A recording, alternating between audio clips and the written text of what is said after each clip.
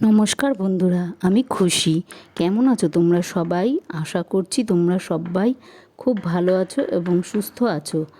আমার পরিবারও তোমাদের ভালোবাসায় ও ভগবানের কৃপায় সুস্থ আছে। আমার আরও একটি নতুন ব্লগে তোমাদের সবাইকে অনেক অনেক স্বাগত জানাই। এখন ঘড়িতে বাজে 8টা।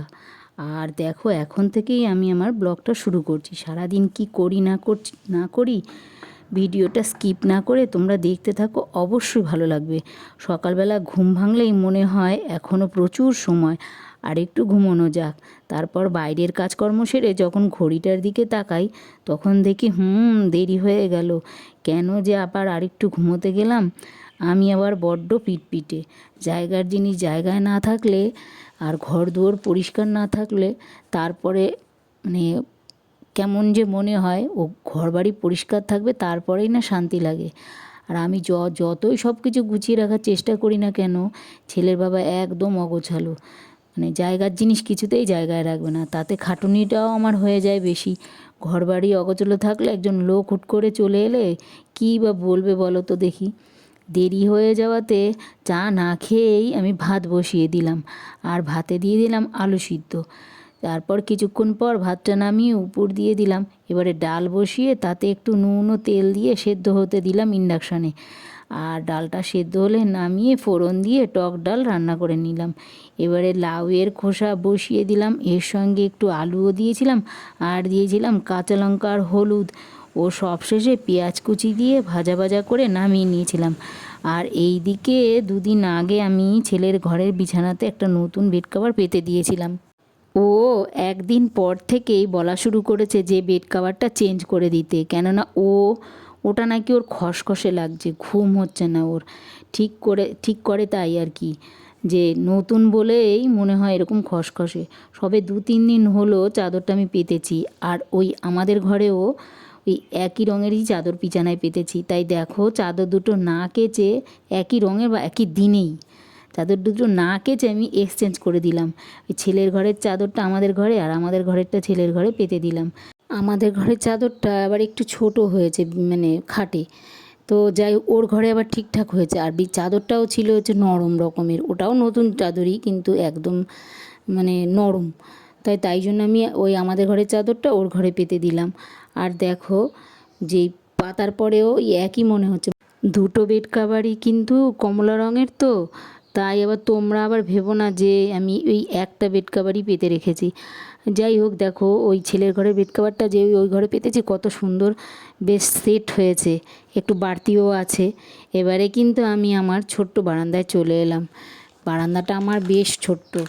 ওই মানে ওই অনেক দিন সামনের গেটের পর্দাগুলো আমি কাচাকাচি করি না। যদিও বোঝাই যায় না খুব নোংরা হয়েছে, কিন্তু বোঝার উপায় নেই, যেহেতু রঙটা একটু ডিপ আর সামনেই তো রাস্তা, ওই জন্য প্রচণ্ড পরিমাণে গাড়ি যায়। আর দেখো, আর ধুলো ওরে, প্রচণ্ড পরিমাণে ধুলোয় ঘরে টেকা দেয়। যাক, ধুলোর কথা আর নাই বা বললাম, দরজা জানলা দেয়া থাকলেও মনে হয় কখনোই ঘর ঝাড় দিই না আমি। আর দেখো, মানে এত পরিমাণে ধুলো যে দেয়ালে পর্যন্ত ধুলো আটকে আটকে থাকে, সেইগুলো সার্ফ দিয়ে তারপরে পরিষ্কার করতে হয়। যাক, দেখো পর্দাটা খুলে আমি ধুতে দিয়ে দিলাম। আর দেখো, ইয়ের জন্য পর্দাগুলো নামিয়ে কাচার জন্য দিয়েই আমি চলে আসলাম আবারও রান্নাঘরে। আর রান্নাঘরে সোয়াবিন তরকারিটা আগেই বসিয়ে দিয়ে গেছিলাম, সেটা দেখলাম প্রায় হয়ে এসছে। আর গরম মশলা দিয়ে আমি সোয়াবিন তরকারিটা নামিয়ে নিয়ে বাজারে যাব বলে রেডি হলাম। বাজারে কি করতে যাব বলো তো? অনেক দিন থেকেই মুদি বাজার নেই কয়েকটা, তাই সেইগুলো আনতে যাব বলেই রেডি হয়ে নিয়েছি। যথারীতি বাজার গিয়ে জিনিসগুলো নিয়ে আমি বাড়িও চলে আসলাম। এসে দেখো, ড্রেস না চেঞ্জ করেই কী কী এনেছি তাও আবার তোমাদেরকে দেখিয়ে দিলাম। এনেছি হচ্ছে মুড়ি কিন্তু আমরা খুবই কম খাই, বিস্কুট লাগে সবচেয়ে বেশি। মুড়িটা একটু চানাচুর দিয়ে খাওয়া হয়, আর যখন বিস্কুট থাকে না তখন মুড়ি খাওয়া হয়। সবচেয়ে বেশি লাগে হচ্ছে ডিম, তাই ডিমও আনলাম। এই ডিম তাই যাবে 4-5 দিন। তো মানে ছেলে একদমই মাছ খায় না, ওই ডিমটা একটু বেশি খায়, তাই লাগে ডিমটাই বেশি। ও মাছ যায় বেছে বেছে 2-1টা মাছ খায়। আর এনেছি দেখো চা পাতা, 1 চেন শ্যাম্পুর পাতা, 2টো পোস্তর প্যাকেট, চিনি, নুন আর মুসুরি ডাল। এই মুসুরি ডাল আবার খুবই বেশি পরিমাণে লাগে আমাদের, কেননা রোজই ডাল খাওয়া হয়। একদিন যদি ডাল রান্না না হয় তাহলেই বাড়িতে ঝগড়া শুরু হয়ে যায়। তাই এই মুসুরি ডাল রোজই রান্না করতে হয়, তাও আবার এখন গরম বলে সেই টক ডাল আম দিয়ে রান্না করি, কখনো তেঁতুল দিয়ে রান্না করি। তাই শুধুমাত্র নিরামিষের দিনটা মুগের ডাল রান্না হয়। আর এই দেখো আরও এনেছি আমার ওষুধ আর একটা নাইটিটা কেমন হয়েছে তোমরা বলো কিন্তু। কবে যে পরবো, নতুন যে কোনো পরার মতো জিনিস দেখলেই আমি মনে হয় যে কবে পরবো। তোমাদের মধ্যে কার কার আমার মতন মনে হয় জিনিস দেখলেই পরতে ইচ্ছা করে, কমেন্ট করে জানিও কিন্তু। আর বাজার থেকে এসেই একটু বিশ্রাম নিয়েই স্নান করে চলে এসেছি পুজো দিতে। আমি কিন্তু অত নিয়ম নিষ্ঠা করে পুজো দিতে জানি না। আমার মনে যতটুকু চায়, যেভাবে চাই আমি সেভাবেই পুজোটা দিই। আমার লক্ষ্মী মাকে কিন্তু আমি প্রতিদিন স্নান করাতে পারি না, কারণ প্রতিমাটা অনেকটাই বড়, তো তাই। তো যাই হোক, পুজোটা দিয়ে কিছুক্ষণ খাওয়া দাওয়া করে কিছুক্ষণ ঘুমিয়ে নিয়েই উঠে দেখি সন্ধ্যা হয়ে গেছে। সকলকে জানাই শুভ সন্ধ্যা। আর আজ দেখো আমাদের এখানে হাটবার, তাই সন্ধেবেলায় বাজার নিয়ে এলো ওর বাবা। তোমরা দেখো কি কি সবজি এনেছে, দেখো পুঁই শাক, লাউ, ঝিঙে, টমেটো, লেবু, উচ্ছে, রাঙা আলু, চাল কুমড়ো, বেগুন, এমনি মিষ্টি কুমড়ো, কাঁচা লঙ্কা, আর এমনি আলু, শসা, পাট শাক, ভেন্ডি। এই হলো আজকের আমাদের সবজি বাজার। একটু বেশি করেই আনা হয়, কারণ বেশ কয়েকদিন ফ্রিজে রেখে খাওয়া যাবে, কারণ আমাদের বাজারে যাওয়ার লোক খুবই কম, তাই একটু বেশি করেই আনা হয়। এই সন্ধ্যাবেলাতেই ছেলে বলছে লস্যি খাবে, আর ফ্রিজে দই ছিল, আর একটু ঠান্ডা জল মিশিয়ে নুন মিষ্টি দিয়ে লস্যি বানিয়ে দিলাম। আর দেখো রান্নাঘরে যখন আমি ঢুকেছি তখন আমার জন্য আমি 1 কাপ চা করে নিয়ে এলাম। চাটা খেয়ে রাতে সবাই খিচুড়ি খাবে বলে হুকুম করলো, আর খিচুড়ি বানানোর জন্য তোড়জোড় শুরু করে দিলাম। খিচুড়ি কিন্তু আমি এমনি চাল দিয়ে রান্না করিনি, তোমরা দেখতে থাকো। প্রথমেই মুগ ডালটা ভেজে তাতে জল দিয়ে বারবার করে ধুয়ে জলটা ফেলে আবারও জল দিয়ে একটু নুন দিয়ে তার মধ্যে সেদ্ধ হতে দিয়েছিলাম।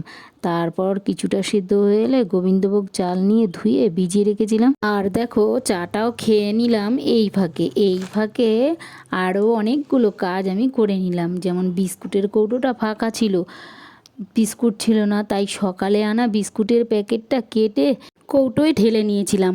আর ঢালার আগেই আমি 2টো বিস্কুট রেখে দিয়েছিলাম চা দিয়ে খাবো বলে, যথারীতি আমি চা দিয়ে খেয়ে নিলাম। আর দেখো আরও কতগুলো কাজ আমি সেরে নিয়েছিলাম। মুসুরি ডালের কৌটোয় ঢেলে নিয়েছিলাম, পোস্তর প্যাকেটগুলো ঠিক করে এক জায়গায় রেখেছিলাম, আর ডিমটাকে আমি ফ্রিজে রেখে দিয়েছিলাম।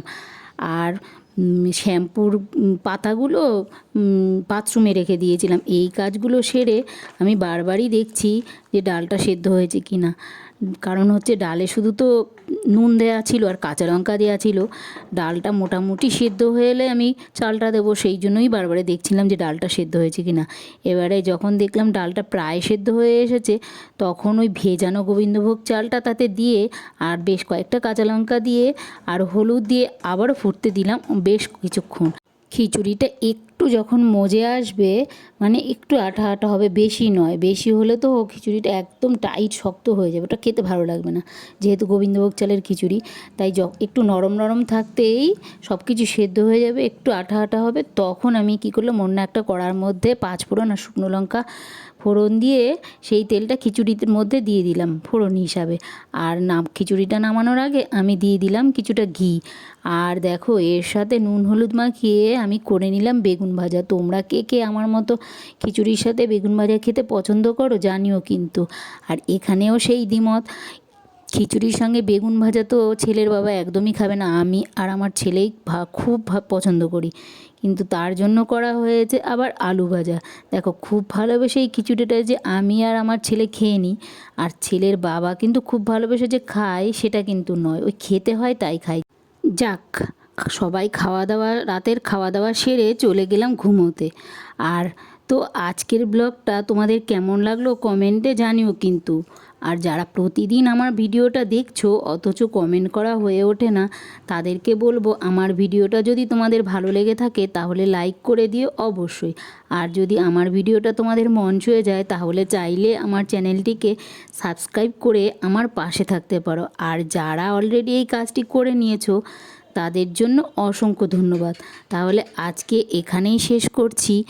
আগামী দিন আসবো নতুন একটি ব্লগ ভিডিওর সাথে। Good night.